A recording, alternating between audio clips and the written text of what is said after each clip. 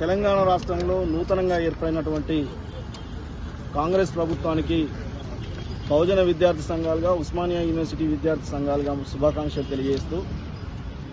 ఈ ప్రభుత్వానికి మేము గుర్తు చేయదలుచుకున్నది ఏంటంటే తెలంగాణ రాష్ట్రంలో విద్యార్థుల నిరుద్యోగుల మీ విజయం అనేది విద్యార్థుల నిరుద్యోగుల విజయంగా మీరు గుర్తించాల్సిన అవసరం ఉంది అని ఈ సందర్భంగా తెలియజేస్తూ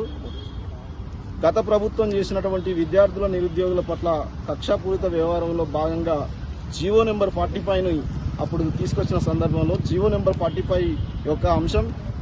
58 సంవత్సరాల వయసు ఉన్నటువంటి ప్రభుత్వ ఉద్యోగులకు 61 సంవత్సరాల వయసును పెంచి వాళ్లను 61 సంవత్సరాలకు కొనసాగించే విధంగా తీసుకొచ్చినటువంటి జీవో 45 నెంబర్ని అతి తొందరగా ఇదే అసెంబ్లీ సమావేశాల్లో రద్దు చేసి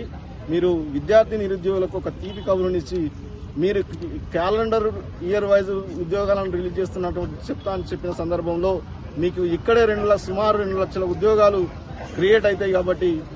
ఈ విద్యార్థులకు నిరుద్యోగులకు మీరు న్యాయం చేసిన వాళ్ళు అవుతారు కాబట్టి ఈ అసెంబ్లీ సమావేశంలోనే మీరు ఆ తగు నిర్ణయం తీసుకొని విద్యార్థులకు నిరుద్యోగులకు న్యాయం చేయాల్సిందిగా మేము విజ్ఞప్తి చేస్తున్నాం. అదేవిధంగా గత ప్రభుత్వం ఉస్మానియా యూనివర్సిటీతో పాటు తెలంగాణ యూనివర్సిటీలో ఉన్నటువంటి యూనివర్సిటీల యొక్క అటానమస్ మొత్తం దెబ్బతీసి గ్రూప్ 4 ఉద్యోగాలు నాన్ టీచింగ్ ఉద్యోగాలను గ్రూప్ 4 గ్రూప్ 3 నాన్ టీచింగ్ ఉద్యోగాలను మొత్తం టీఎస్పీఎస్కి అప్పగించడం జరిగింది. ఒక ఉస్మానియా యూనివర్సిటీలోనే సుమారు 3500 పైచిలకు ఉద్యోగాలను టీఎస్పీఎస్కి అప్పగించడం వల్ల ఇవాళ ఉస్మానియా యూనివర్సిటీ నిర్వీర్యమయ్యే పరిస్థితి దాపురించింది. కాబట్టి మీరు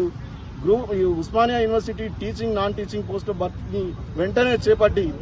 ఉస్మానియా యూనివర్సిటీతో పాటు తెలంగాణలో ఉన్నటువంటి ప్రభుత్వ